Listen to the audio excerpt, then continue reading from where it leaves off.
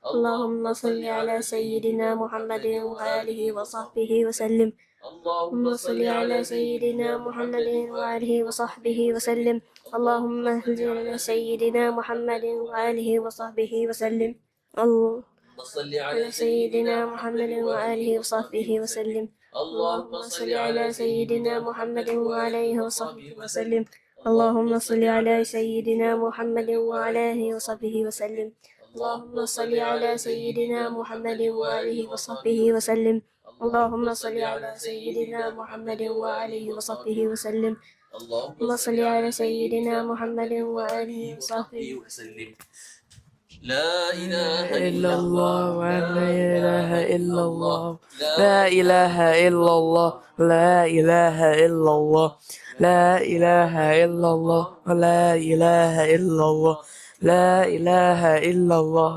لا إله إلا الله. لا إله إلا الله. لا إله إلا الله. لا إله إلا الله. لا إله إلا الله. لا إله الله. لا إله إلا الله. لا إله إلا الله. لا إله إلا الله. لا إله إلا الله. لا إله إلا الله. لا إله إلا الله. لا إله إلا الله. لا إله إلا الله. لا إله إلا الله. لا إله إلا الله. لا إله إلا الله. لا إله إلا الله. لا إله إلا الله. لا إله إلا الله. لا إله إلا الله. الله لا إله إلا الله. لا إله إلا الله. لا إله إلا الله. لا إله إلا الله. لا إله إلا الله. لا إله إلا الله. لا إله إلا الله. لا إله إلا الله. لا إله إلا الله.